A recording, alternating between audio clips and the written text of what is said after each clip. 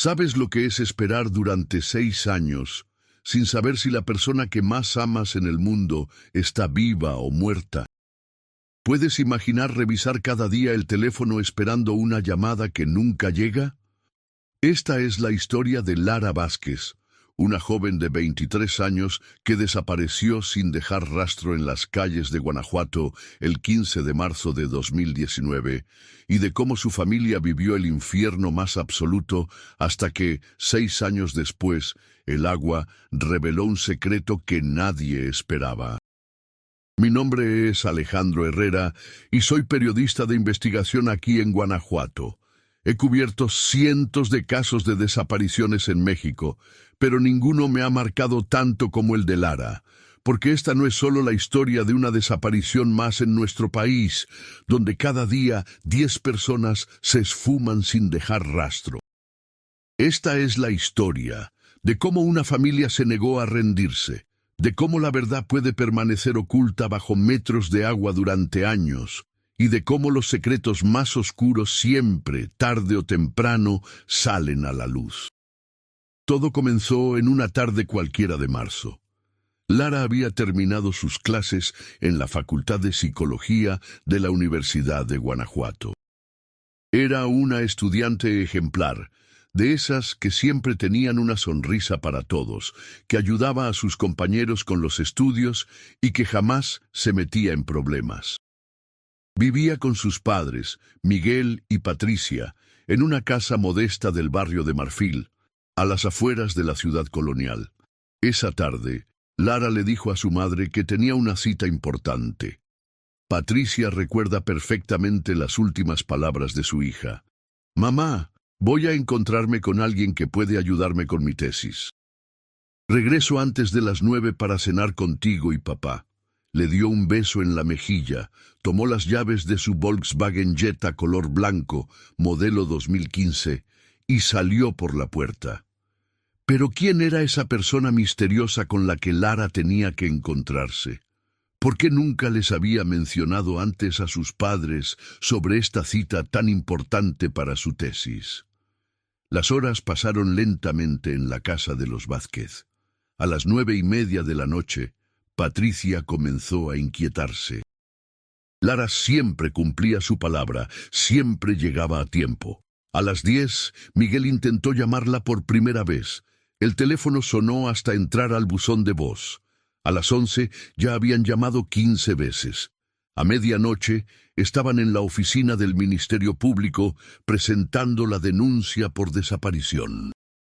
Pero aquí viene lo más extraño de todo. Cuando la policía comenzó a rastrear el teléfono de Lara, descubrieron que la última señal había sido captada cerca de la presa de La Hoya, un embalse artificial ubicado a unos 20 kilómetros del centro de Guanajuato. ¿Qué hacía Lara en ese lugar tan alejado? ¿Era ahí donde tenía su cita misteriosa? Antes de continuar con esta historia que te va a mantener pegado a la pantalla hasta el final, me gustaría pedirte un favor muy especial. Si esta historia te está atrapando tanto como a mí cuando la investigué por primera vez, suscríbete al canal y déjame un comentario contándome desde qué ciudad o país nos estás viendo. Me encanta saber que hay personas de toda América Latina siguiendo estas historias reales que marcaron la vida de tantas familias mexicanas. La presa de La Hoya no es un lugar cualquiera. Es un sitio que los habitantes de Guanajuato conocen bien, pero al que pocos van por las noches. Durante el día, algunas familias van a pescar o a caminar por sus alrededores, pero cuando cae la oscuridad, el lugar se vuelve solitario y silencioso. Las aguas tranquilas reflejan las montañas que la rodean, creando un paisaje hermoso pero inquietante. Los primeros días de búsqueda fueron intensos. La policía estatal, junto con elementos de la Guardia Nacional, peinaron cada metro cuadrado alrededor de la presa. Utilizaron lanchas, buzos, perros entrenados para rastreo, drones con cámaras térmicas. Revisaron cada sendero, cada cueva, cada rincón donde Lara pudiera haber quedado atrapada o herida. Miguel, el padre de Lara, no descansó ni un segundo durante esas primeras semanas. Cada mañana llegaba a la presa antes del amanecer con termos de café y bocadillos para los rescatistas. Patricia organizó brigadas de búsqueda con vecinos, familiares y estudiantes de la universidad. Pegaron fotografías de Lara en cada poste, en cada tienda, en cada esquina de Guanajuato y los municipios cercanos, pero Lara había desaparecido como si la tierra se la hubiera tragado. No había rastro de ella, no había rastro de su carro, no había rastro de nada.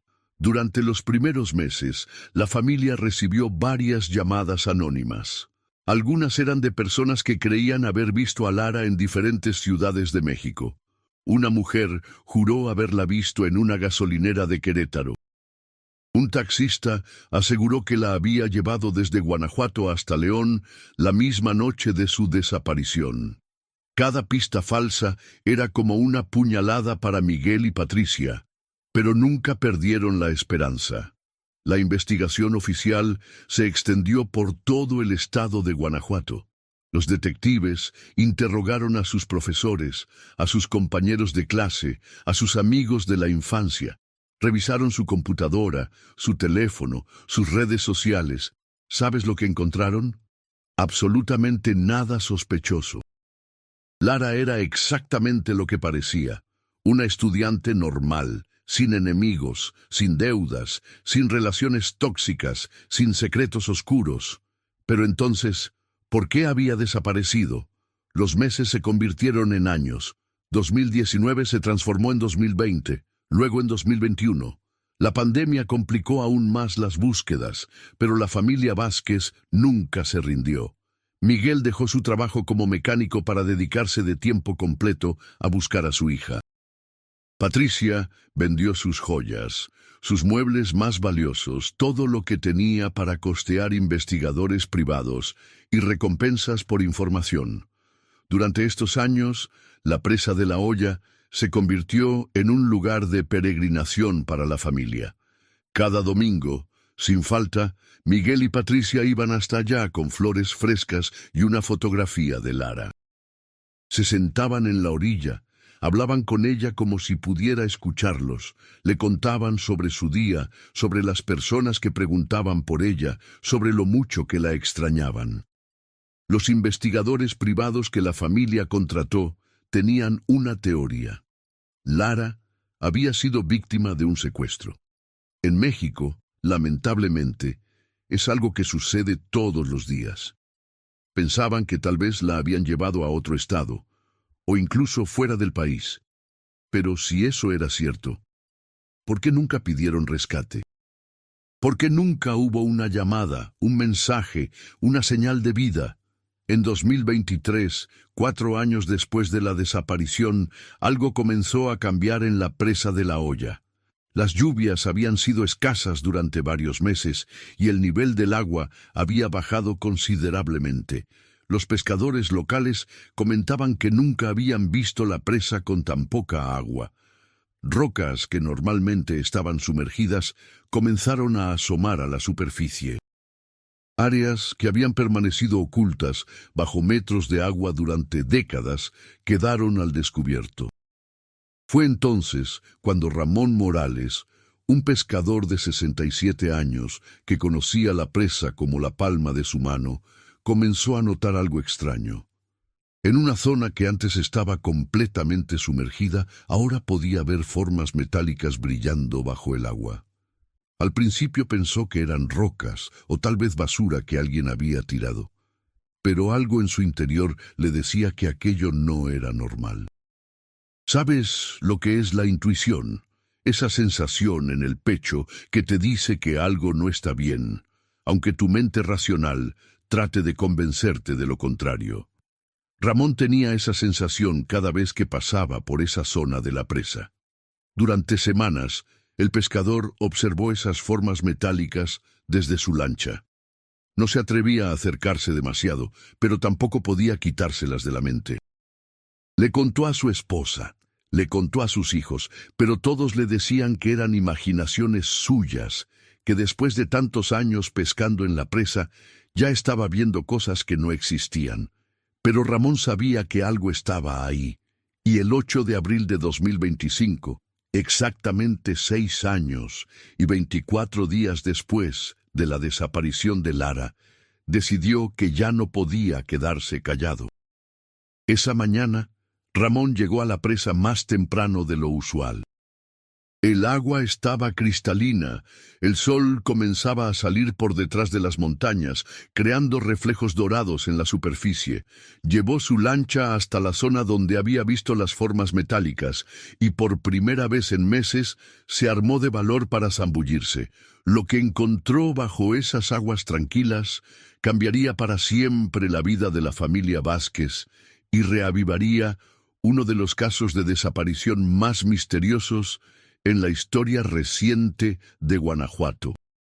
Porque allí, a 5 metros de profundidad, perfectamente conservado bajo el agua fría de la montaña, estaba el Volkswagen Jetta blanco de Lara Vázquez, con las placas que Miguel y Patricia habían memorizado de tanto repetirlas en entrevistas, en carteles, en ruegos desesperados a los medios de comunicación. Pero lo que encontraron dentro de ese carro planteó más preguntas de las que respondió. Y la pregunta que todos nos hacemos ahora es, ¿cómo llegó el carro de Lara hasta el fondo de la presa? ¿Fue un accidente? ¿Fue algo más siniestro? Y la pregunta que más me quita el sueño desde que comencé a investigar este caso. Si encontraron el carro después de 6 años, ¿dónde está Lara Vázquez? En la segunda parte de esta investigación, te voy a contar exactamente qué encontraron los buzos cuando abrieron las puertas de ese Volkswagen Jetta y por qué ese descubrimiento convirtió el caso de una desaparición en algo mucho más complejo y perturbador de lo que nadie había imaginado. ¿Alguna vez has sentido cómo el mundo se detiene por completo cuando recibes una noticia que cambia todo? Así se sintieron Miguel y Patricia Vázquez la mañana del 8 de abril de 2025, cuando recibieron la llamada que habían estado esperando y temiendo durante 6 años y 24 días. Eran las 9:47 de la mañana cuando sonó el teléfono en la casa de los Vázquez. Patricia estaba preparando el desayuno, como todos los días desde la desaparición de Lara. Miguel leía el periódico local, buscando cualquier noticia sobre casos similares, una costumbre que había desarrollado con la esperanza de encontrar alguna pista, alguna conexión que los investigadores hubieran pasado por alto. Del otro lado de la línea estaba el comandante Raúl Jiménez, el mismo oficial que había tomado la denuncia original en 2019. Su voz sonaba diferente esa mañana, más grave, más cuidadosa. «Señor Vázquez», le dijo, «necesito que venga inmediatamente a la presa de La Hoya. Y traiga a su esposa. Hemos encontrado algo». Miguel sintió cómo se le helaba la sangre.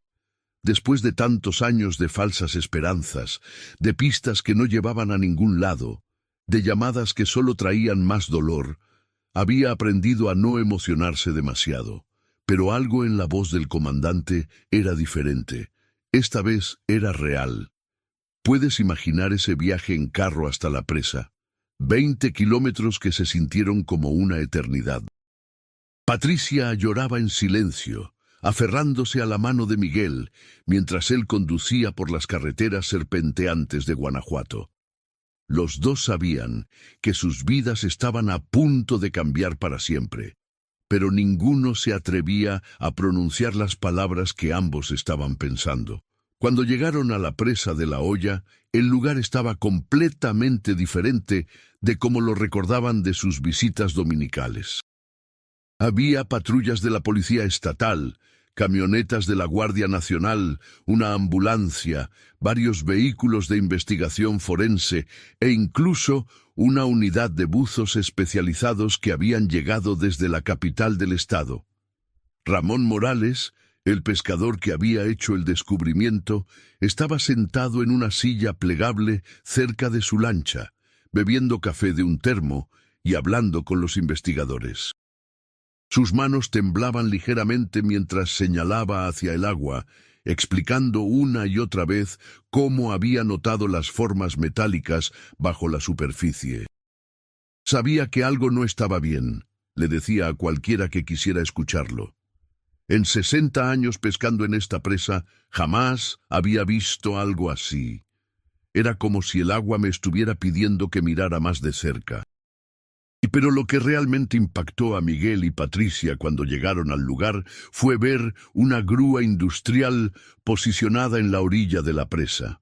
Sus cables se extendían hacia el agua y varios buzos emergían y se sumergían constantemente, coordinando lo que claramente era una operación de rescate muy delicada.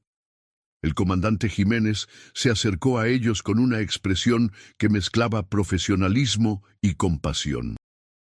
Durante estos 6 años, había desarrollado una relación especial con la familia Vázquez. Había visto su dolor, había sido testigo de su determinación, había admirado su negativa a rendirse cuando todo el mundo les decía que ya era hora de aceptar la realidad. «Miguel, Patricia», les dijo con voz suave, «hemos encontrado el vehículo de Lara. Está ahí abajo, a aproximadamente 5 metros de profundidad. Nuestro equipo de buzos está trabajando para extraerlo de manera segura, preservando cualquier evidencia que pueda estar dentro». Patricia se desplomó en los brazos de Miguel. Después de tantos años preguntándose qué había pasado con su hija, finalmente tenían algo concreto, algo real. Pero también sabían que encontrar el carro podría significar encontrar respuestas que tal vez no estaban preparados para escuchar. ¿Sabes cuánto tiempo se necesita para extraer un vehículo que ha estado sumergido durante 6 años? No es como en las películas, donde todo sucede rápido y sin complicaciones. Es un proceso meticuloso, cuidadoso, que puede tomar horas. Cada movimiento debe ser calculado para no dañar las posibles pruebas, para no alterar la escena, para mantener la integridad de cualquier elemento que pueda ayudar a resolver el misterio. Los buzos habían determinado que el Volkswagen Jetta estaba prácticamente intacto. El agua fría de la montaña había actuado como un conservador natural, protegiendo el vehículo de la corrosión que normalmente habría destruido cualquier evidencia después de tanto tiempo. Los cristales estaban intactos, las puertas cerradas y, lo más importante, no había daños visibles que sugirieran un accidente violento. Mientras esperaban, Miguel no podía dejar de hacer preguntas que nadie podía responder todavía. «¿Cómo llegó hasta aquí?», preguntaba una y otra vez. Lara conocía esta carretera, sabía manejar perfectamente. ¿Qué la llevó hasta esta parte de la presa? ¿Estaba huyendo de alguien? ¿La perseguían?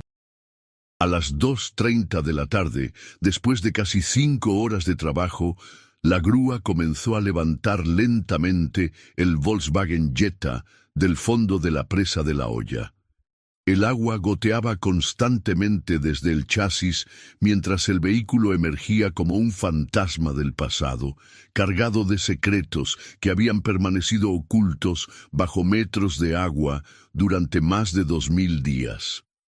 Lo primero que notaron todos los presentes fue que las ventanillas estaban completamente cerradas.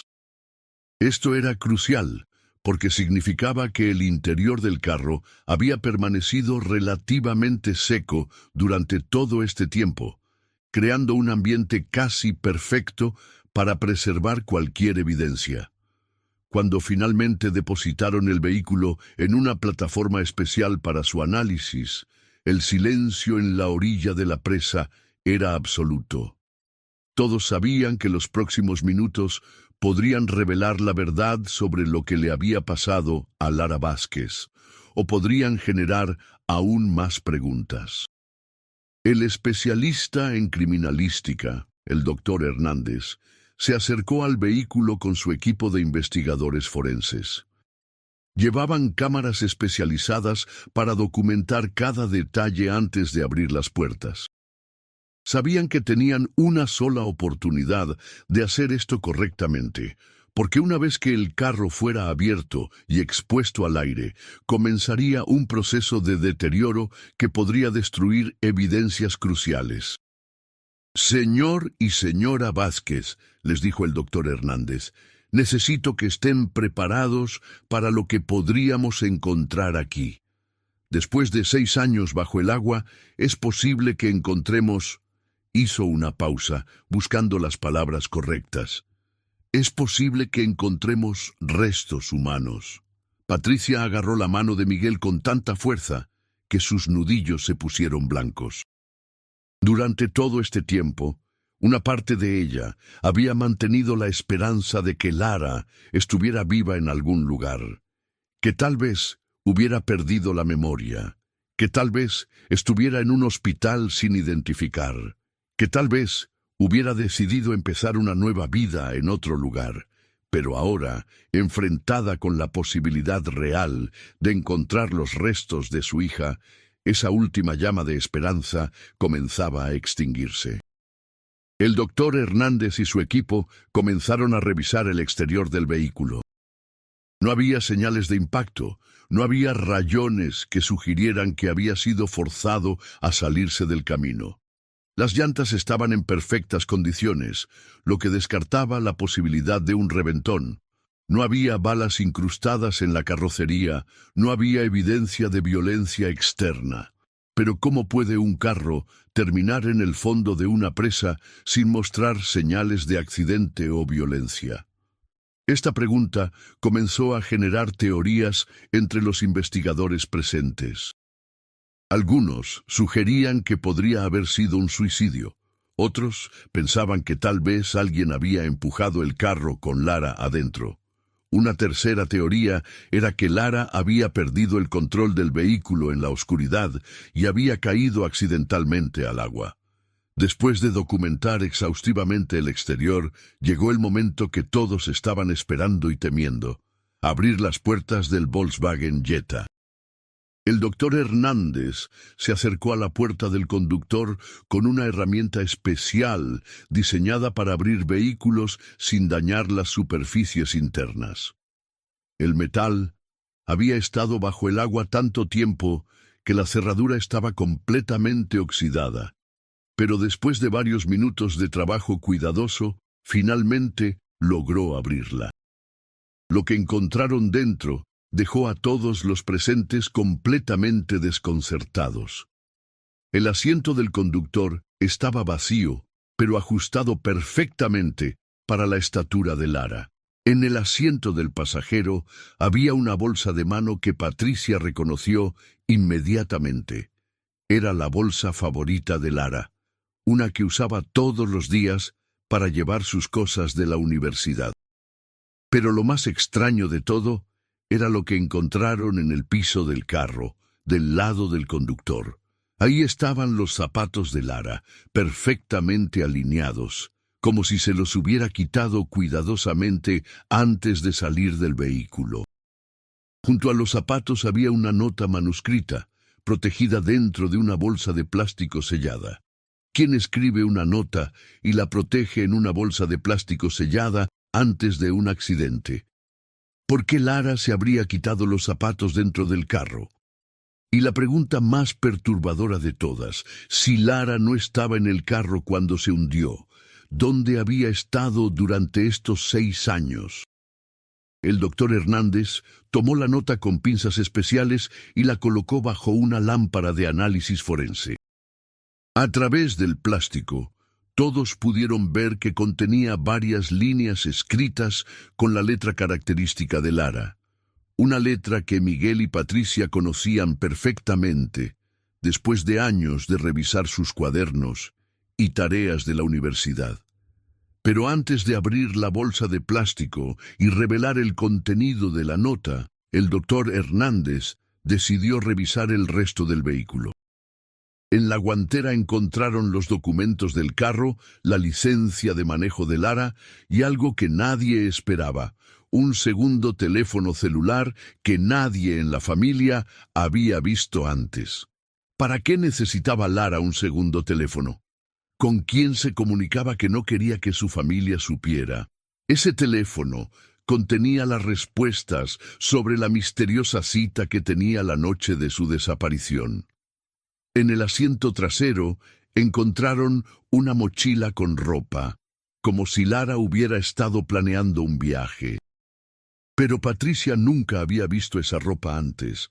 No eran prendas del guardarropa de su hija, no eran del estilo que Lara normalmente usaba. Era ropa más madura, más elegante, como si hubiera estado tratando de verse mayor de lo que era.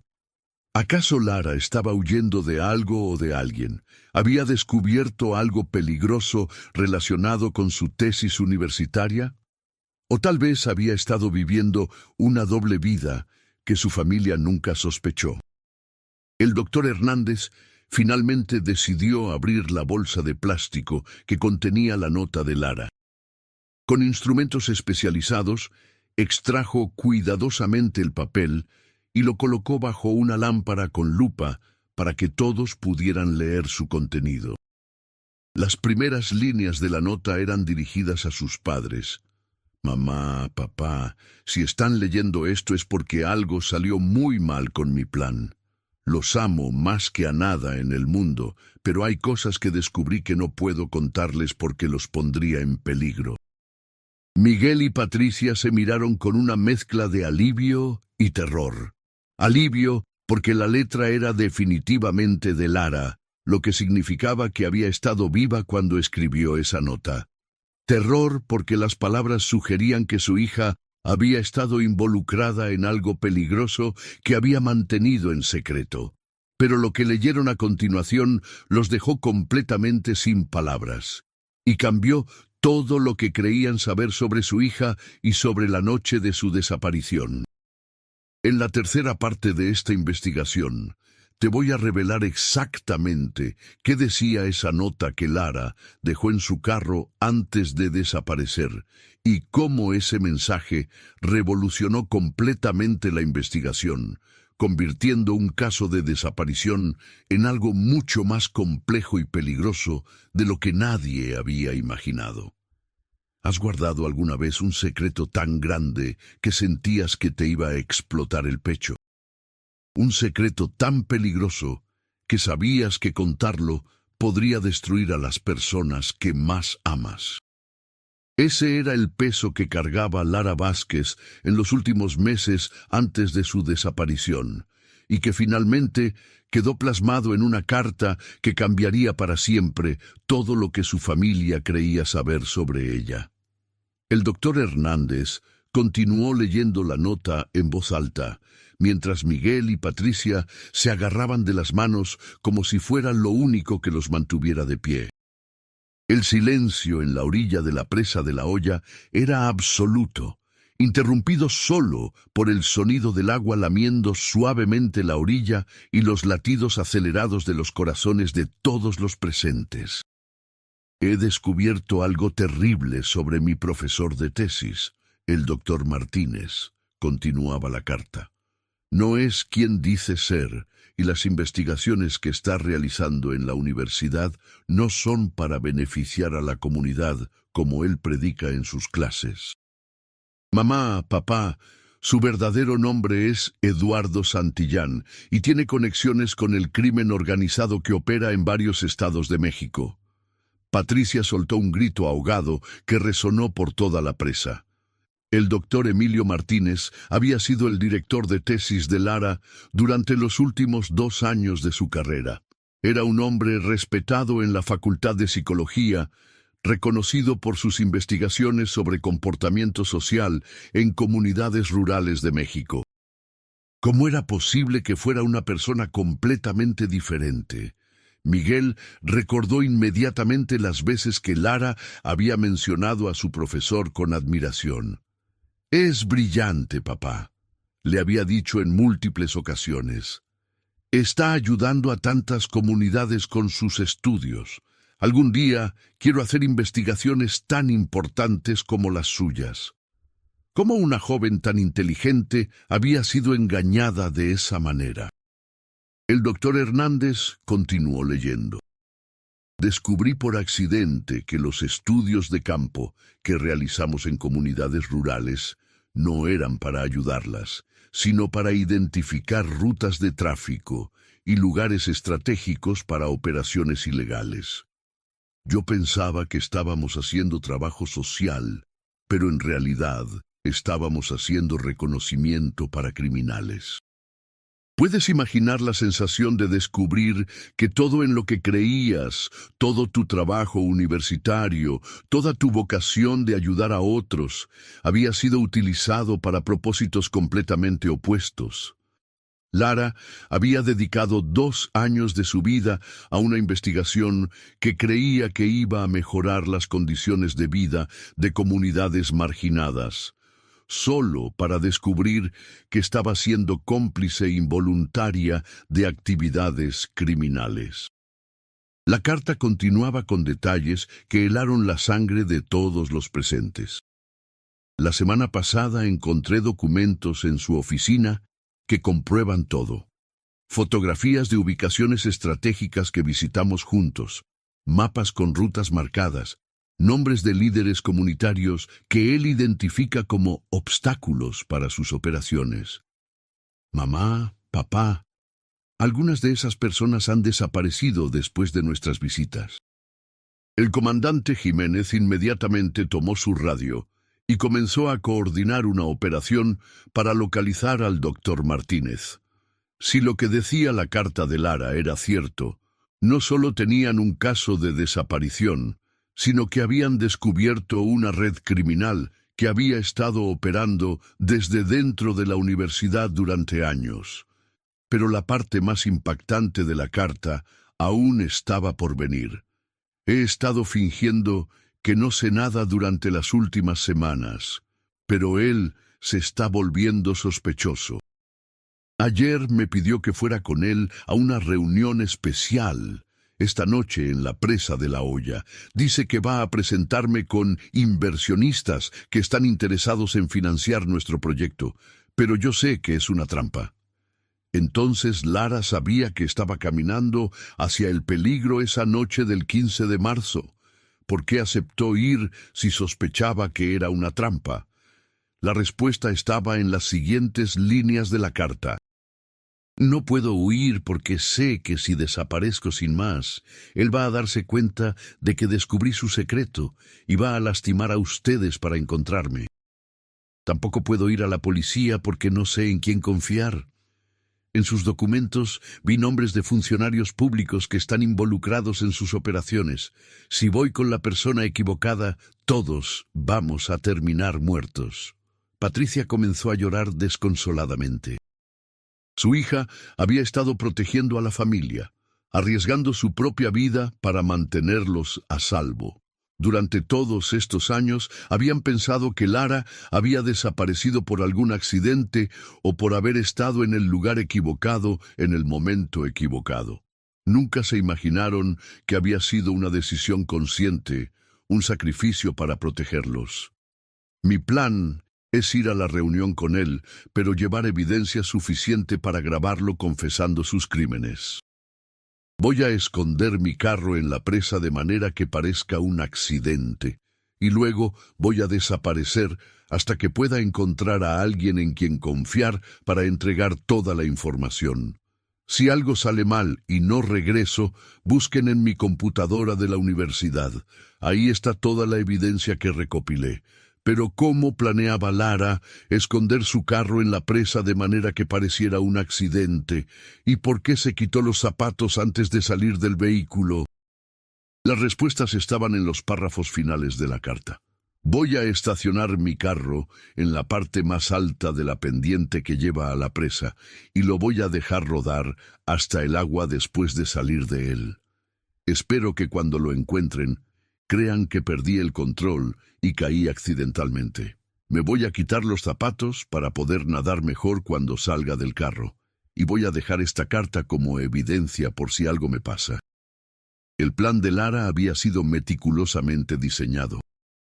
Quería que su desaparición pareciera un accidente para que el doctor Martínez no sospechara que ella había descubierto su verdadera identidad.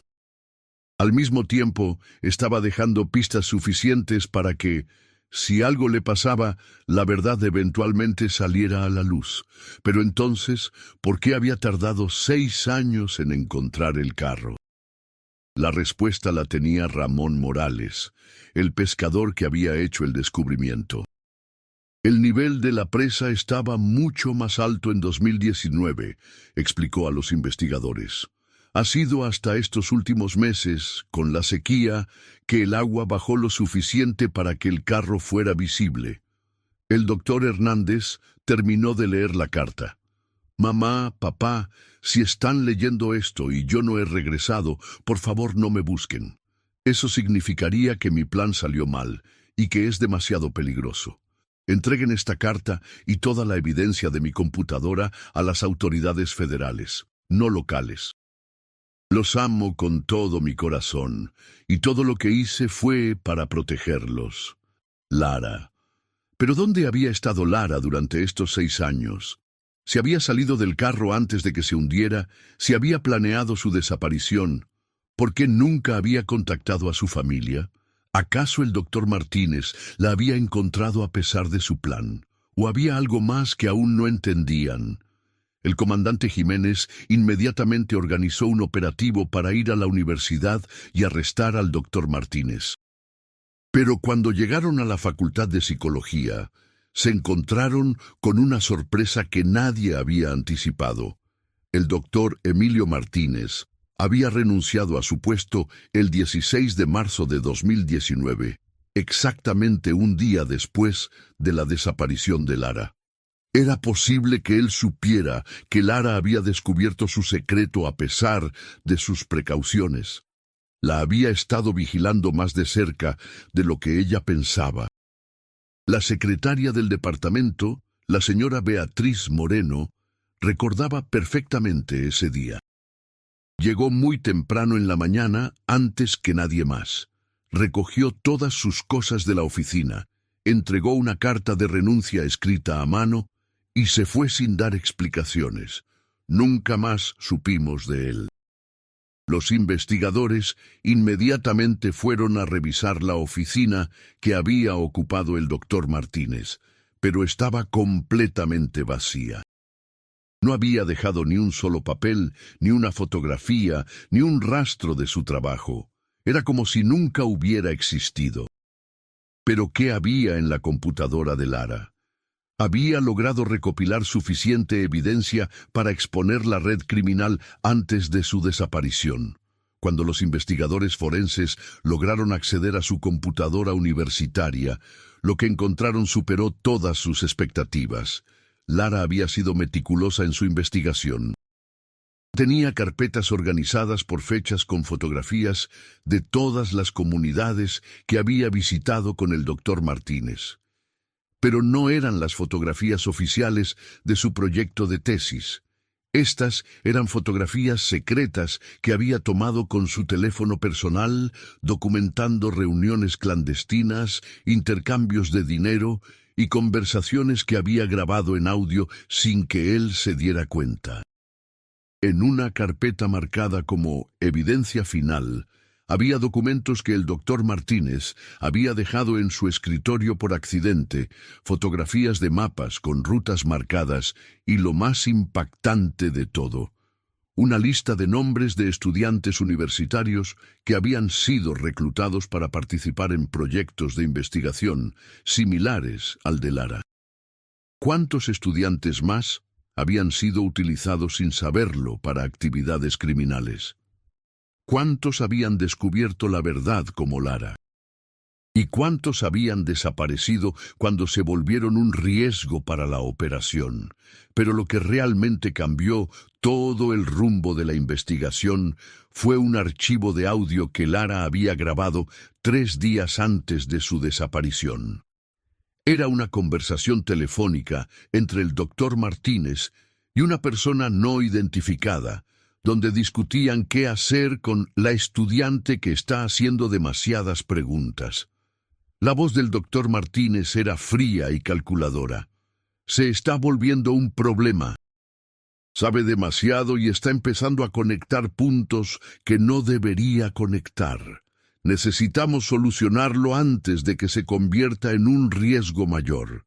La otra voz respondía: ¿Quieres que nos encargamos de ella como con los otros? No todavía. Primero voy a intentar algo más sutil. La voy a citar en la presa, lejos de la ciudad. Si no funciona, entonces haremos las cosas a tu manera. Entonces el doctor Martínez había planeado desde el principio hacerle daño a Lara en la presa de La Hoya. Su plan de fingir un accidente había sido inútil, porque él ya sabía que ella había descubierto su secreto. Pero si eso era cierto, ¿por qué encontraron el carro exactamente como Lara había planeado dejarlo? ¿Por qué no había evidencia de violencia? Y lo más importante, ¿dónde estaba Lara Vázquez después de 6 años? En la cuarta parte de esta investigación, te voy a contar cómo los investigadores utilizaron la evidencia de la computadora de Lara para rastrear al doctor Martínez y el descubrimiento escalofriante que hicieron cuando finalmente lograron encontrarlo. Porque resulta que la historia de Lara era solo la punta del iceberg de una operación criminal mucho más grande y más siniestra de lo que nadie había imaginado. ¿Sabes lo que es descubrir que el monstruo que has estado buscando durante años ha estado viviendo a plena vista, protegido por una identidad falsa y una red de complicidad que llega hasta los niveles más altos del gobierno? Eso fue exactamente lo que descubrieron los investigadores cuando comenzaron a seguir las pistas que Lara había dejado en su computadora. La agente federal Ana Ruiz llegó a Guanajuato 48 horas después del descubrimiento del carro de Lara. Era una mujer de 42 años, especializada en casos de crimen organizado y corrupción gubernamental, con más de 15 años de experiencia rastreando redes criminales que operaban desde instituciones aparentemente respetables.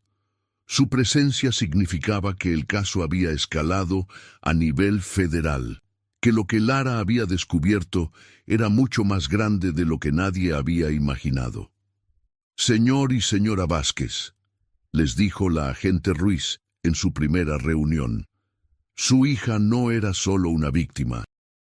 Era una investigadora brillante que descubrió una de las operaciones de lavado de dinero y tráfico más sofisticadas que hemos visto en México. Sin saberlo, había estado documentando evidencia que nosotros llevábamos años tratando de encontrar. Pero ¿cómo era posible que una estudiante universitaria hubiera descubierto algo que las autoridades federales no habían podido encontrar?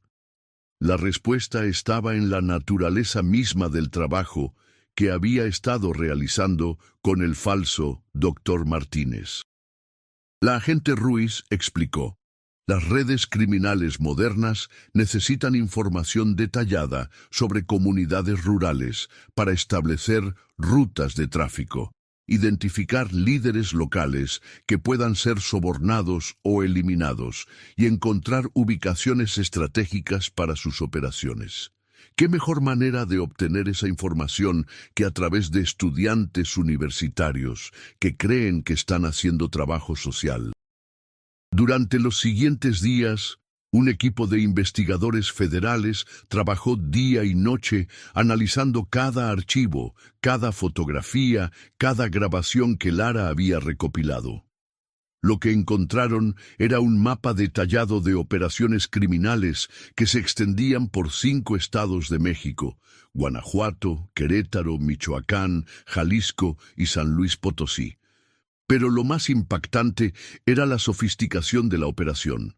No se trataba de criminales ordinarios operando desde las sombras.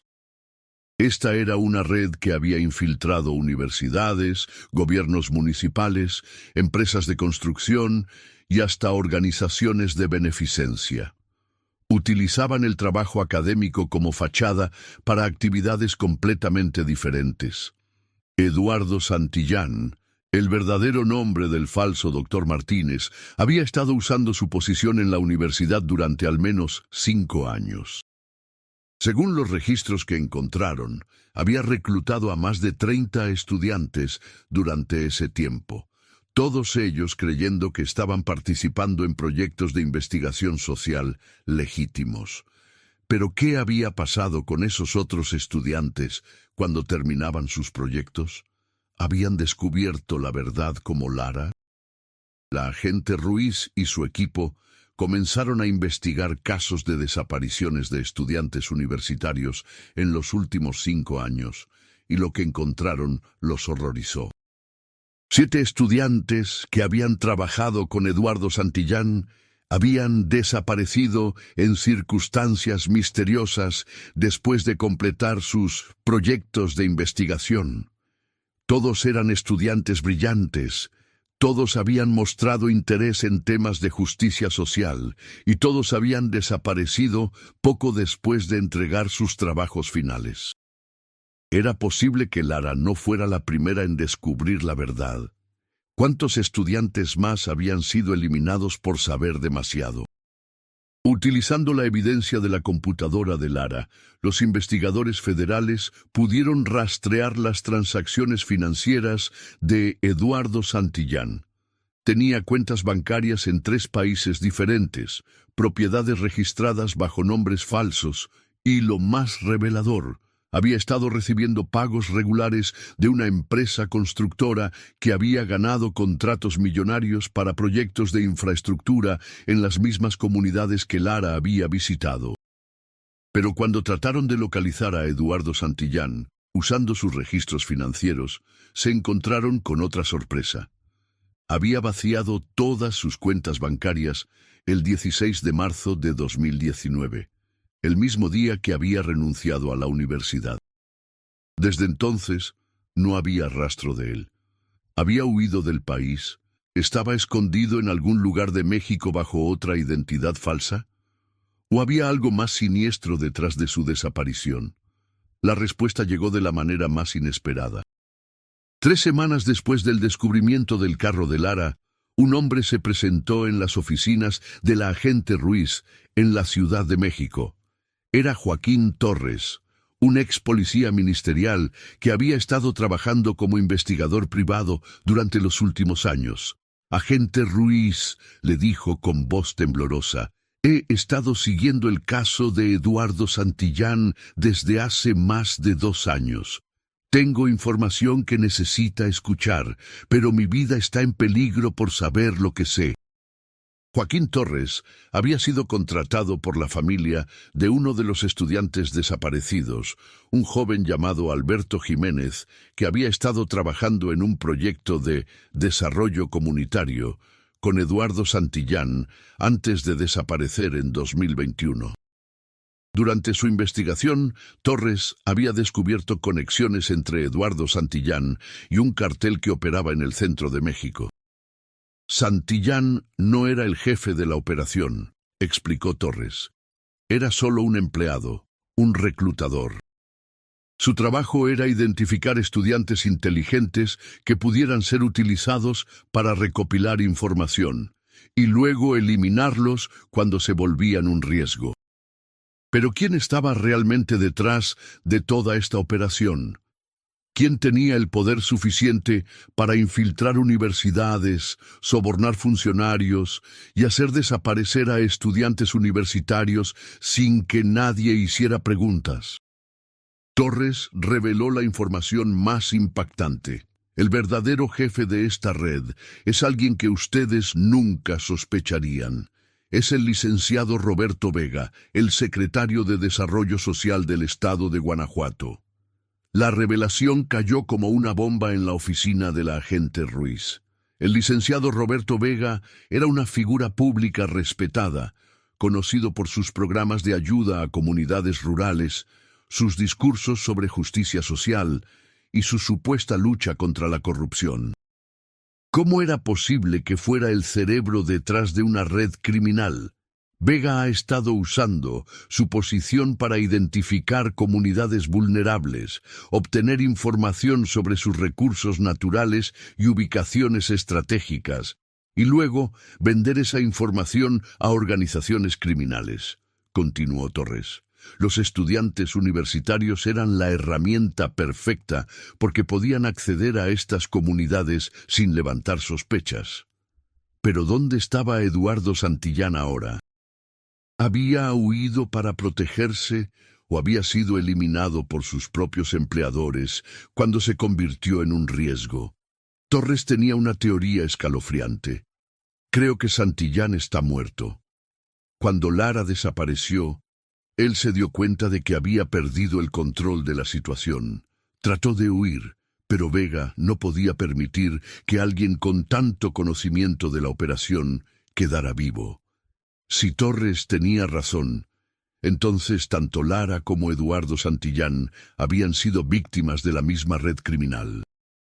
Pero mientras Santillán había sido eliminado por saber demasiado, ¿qué había pasado con Lara después de que salió de su carro en la presa de La Hoya esa noche de marzo?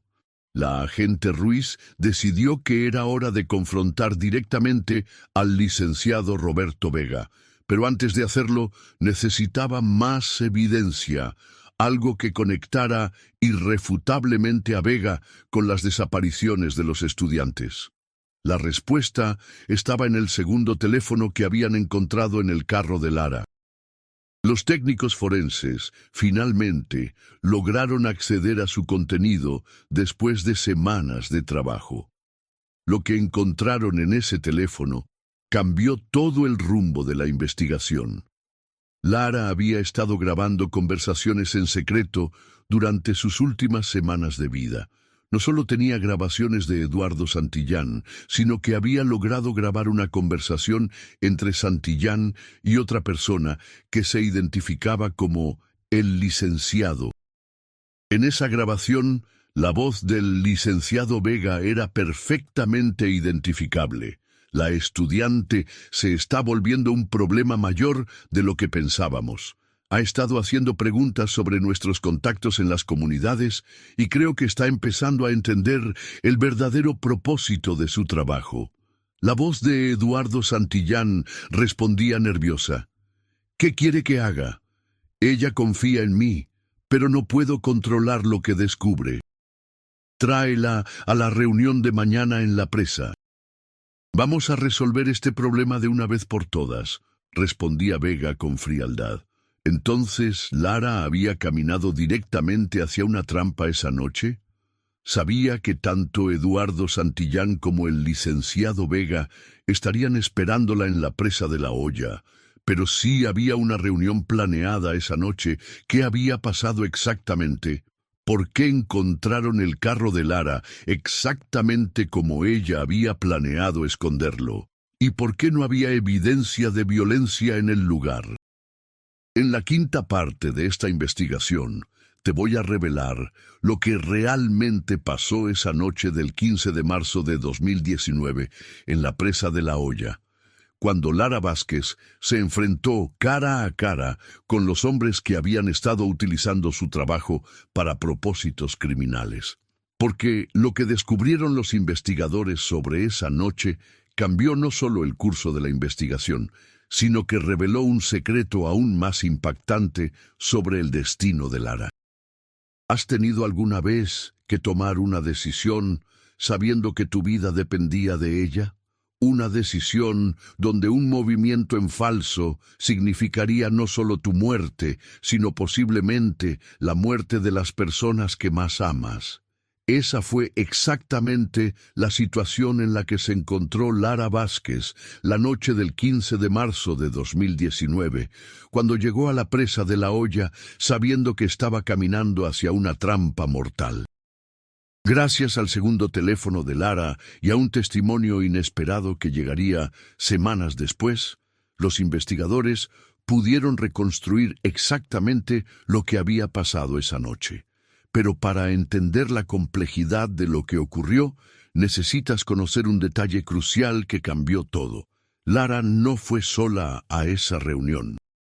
Durante las últimas semanas, antes de su desaparición, Lara había estado en contacto secreto con otra persona que también había comenzado a sospechar de las verdaderas actividades de Eduardo Santillán.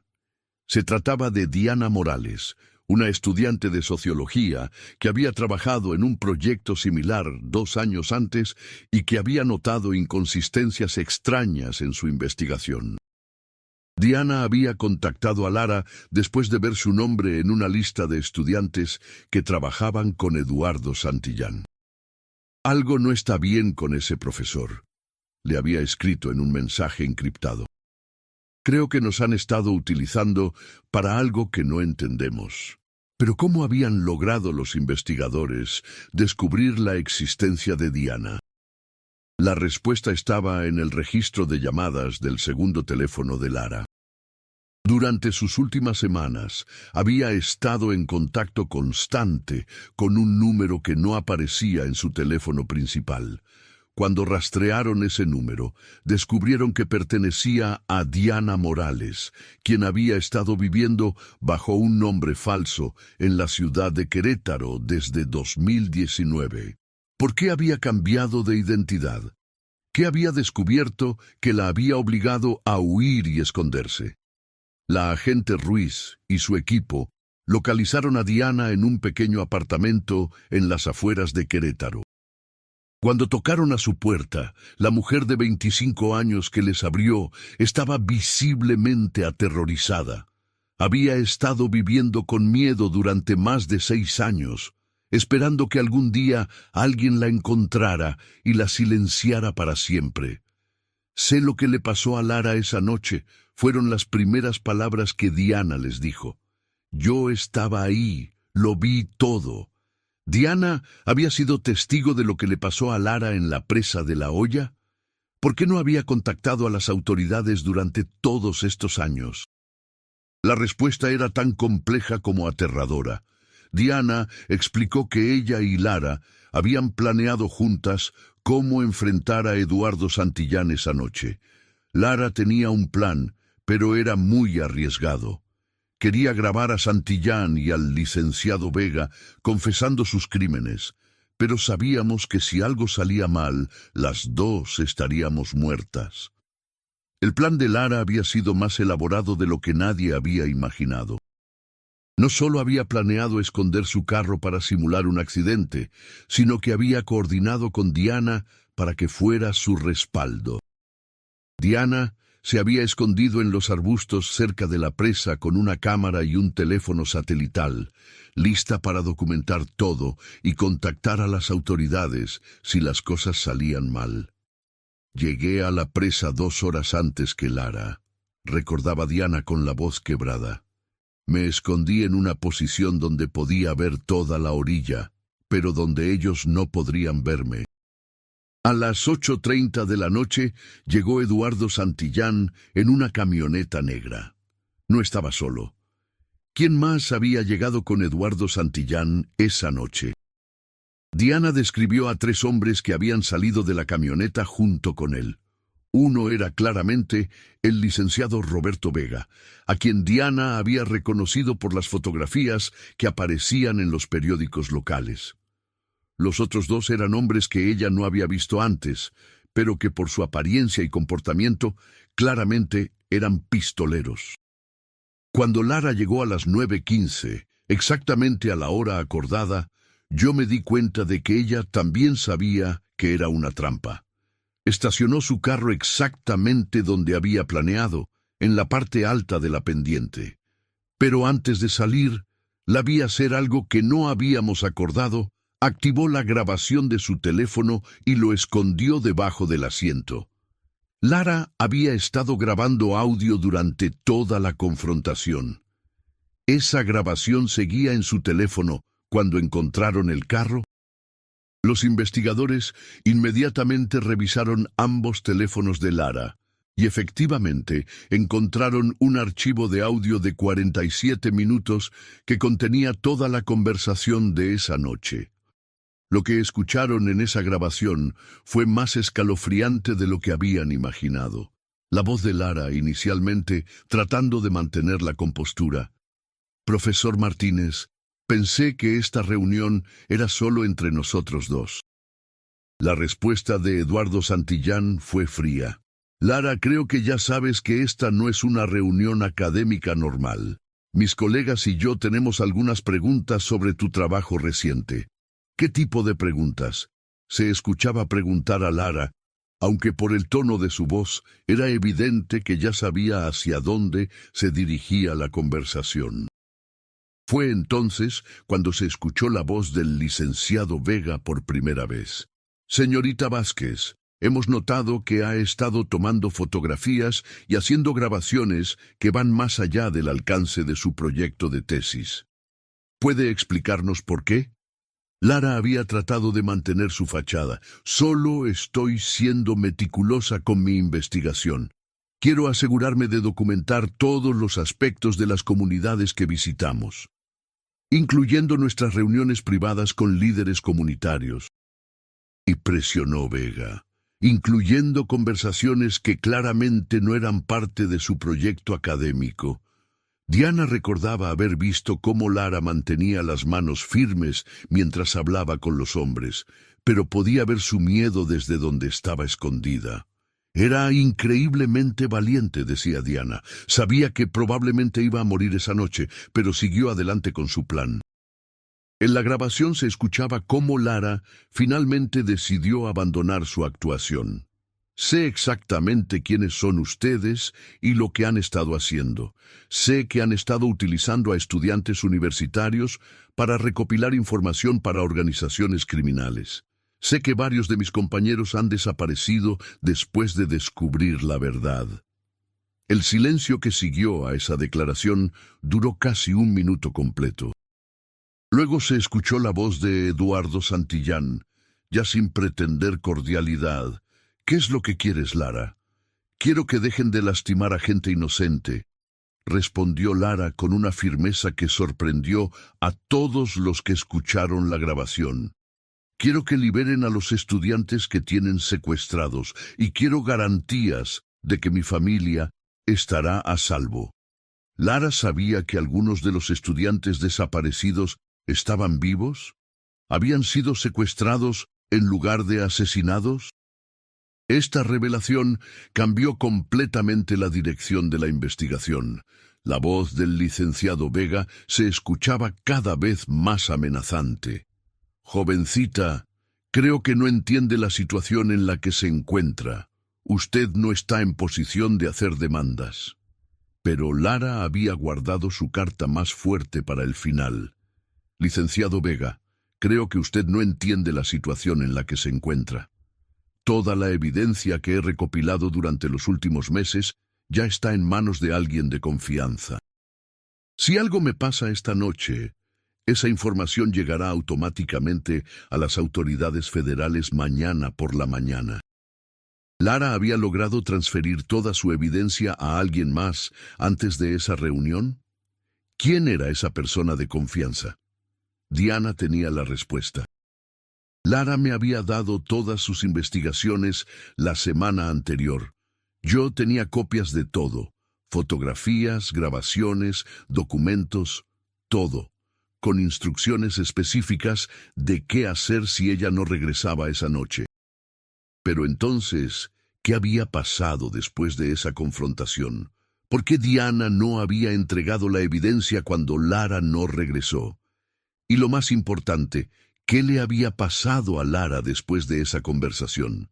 La respuesta estaba en los últimos minutos de la grabación de 47 minutos, y lo que Diana había presenciado desde su escondite esa noche cambiaría para siempre todo lo que la familia Vázquez había creído sobre el destino de su hija. En la sexta y última parte de esta investigación, te voy a revelar exactamente lo que pasó en esos momentos finales en la presa de La Hoya, el destino real de Lara Vázquez, y cómo esta historia de valor y sacrificio finalmente llevó a la caída de una de las redes criminales más sofisticadas que había operado en México. Porque lo que descubrieron en esos últimos minutos de grabación no solo resolvió el misterio de la desaparición de Lara, sino que reveló un final que nadie había anticipado. ¿Sabes lo que significa ser un héroe verdadero? No es ser invencible, no es no tener miedo, no es siempre ganar. Ser un héroe verdadero es saber que probablemente vas a perder, que probablemente vas a morir, pero decidir luchar de todas formas porque hay algo más importante que tu propia vida. Esa fue Lara Vázquez, en los últimos momentos de esa noche del 15 de marzo de 2019, cuando tomó una decisión que salvaría vidas, pero le costaría todo.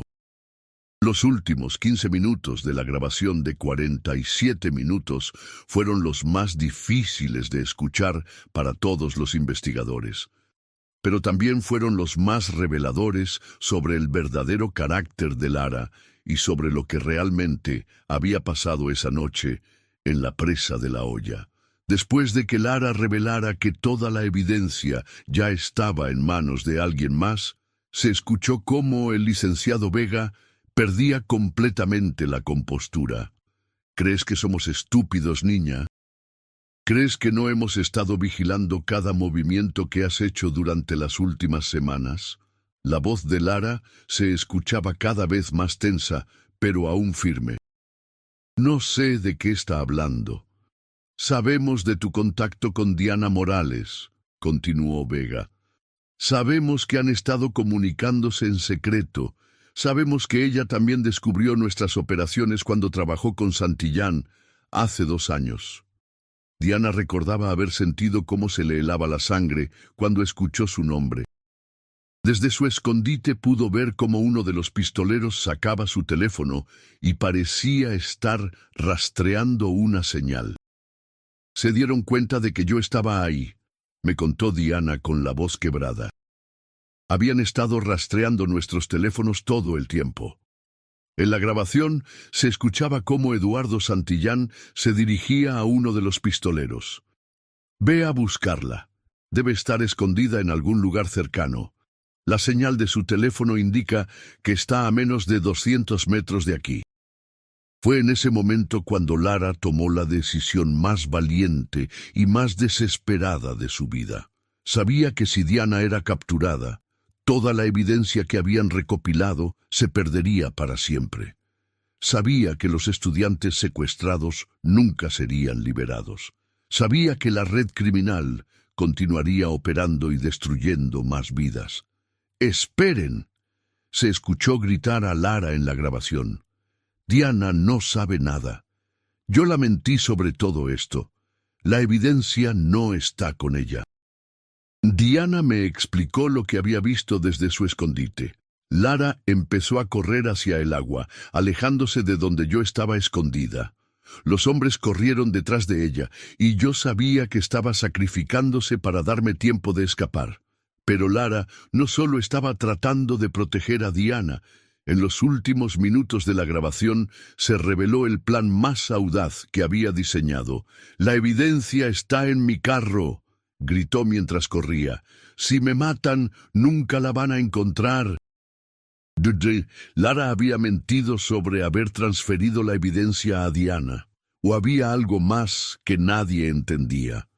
La respuesta estaba en lo que Diana había hecho durante las semanas anteriores, siguiendo instrucciones específicas de Lara. Lara me había pedido que contactara a un periodista de investigación en la Ciudad de México, explicó Diana.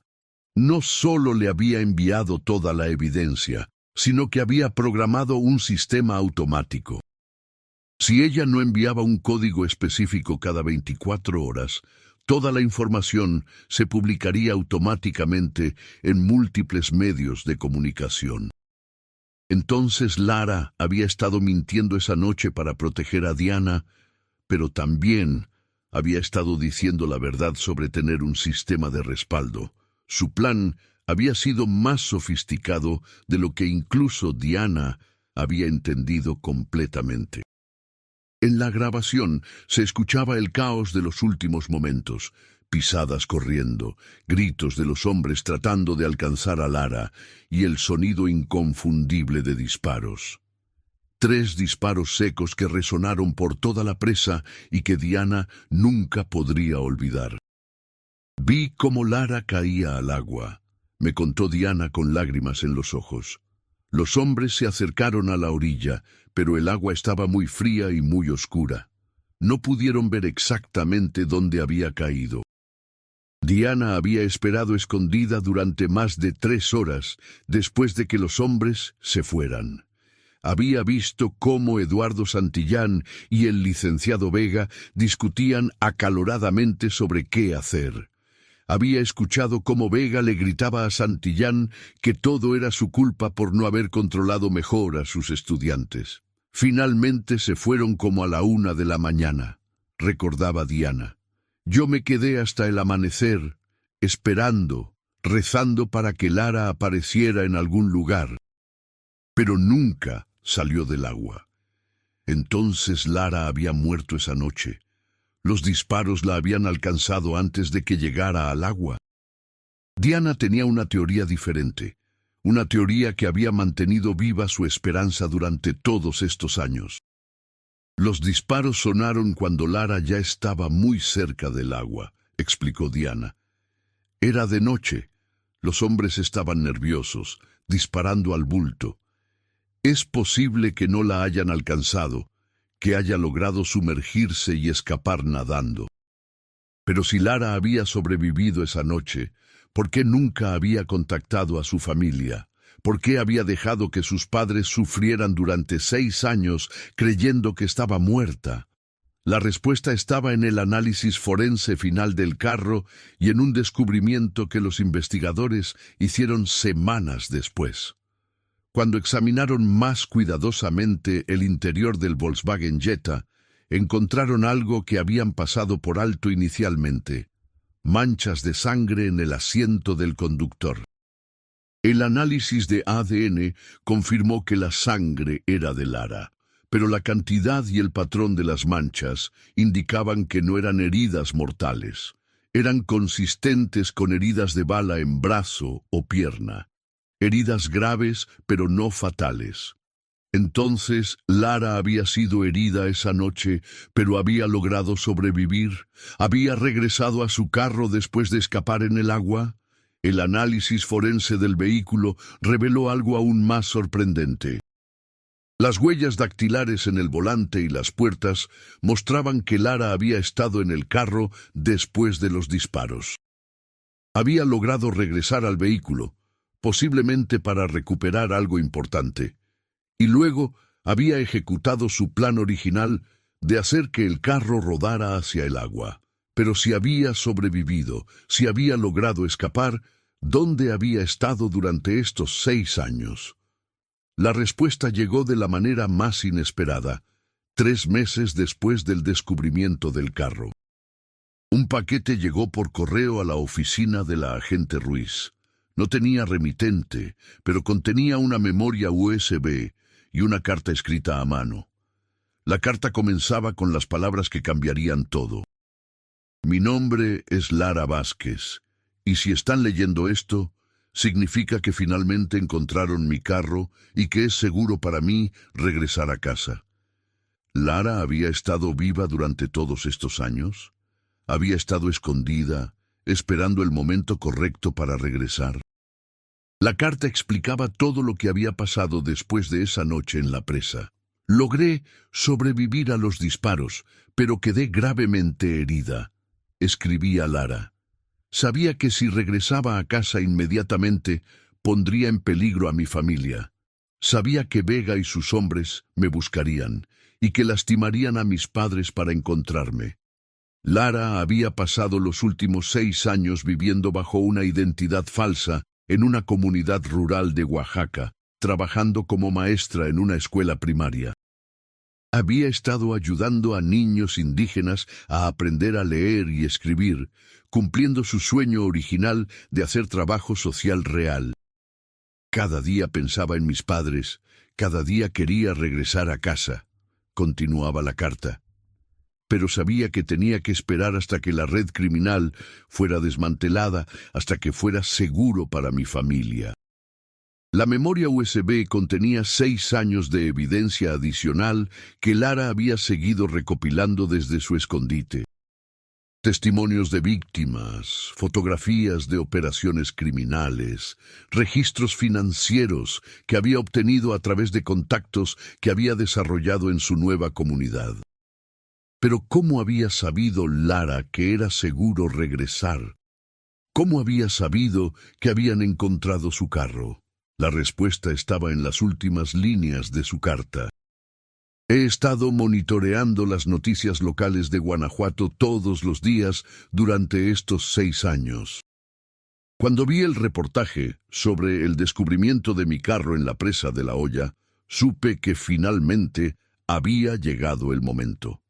Si mi plan funcionó, si Diana logró activar el sistema automático que diseñamos, entonces toda la evidencia ya está en manos de las autoridades correctas.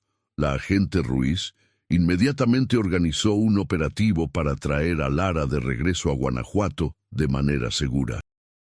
Mientras tanto, utilizando toda la evidencia que habían recopilado durante la investigación, lograron arrestar al licenciado Roberto Vega y desmantelar completamente su red criminal.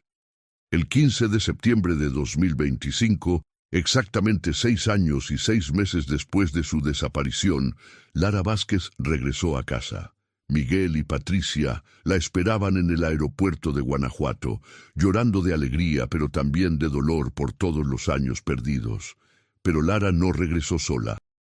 Trajo consigo a 5 estudiantes universitarios que habían sido secuestrados por la red criminal durante los últimos años.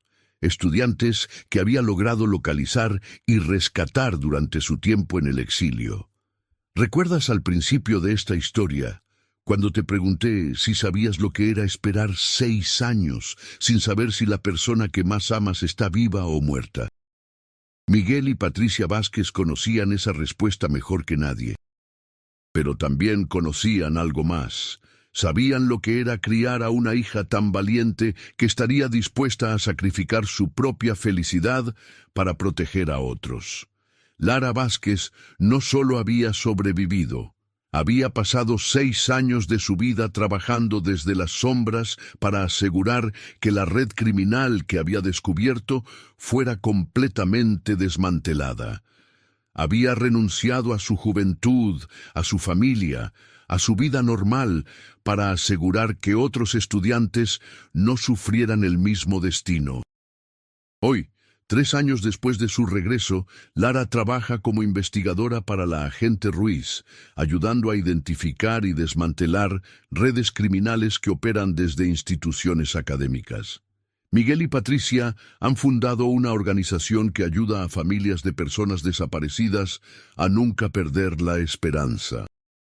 La presa de La Hoya sigue siendo el mismo lugar tranquilo de siempre, pero ahora también es un símbolo de resistencia, de valor y de cómo una persona puede cambiar el mundo cuando decide que hay cosas más importantes que su propia seguridad.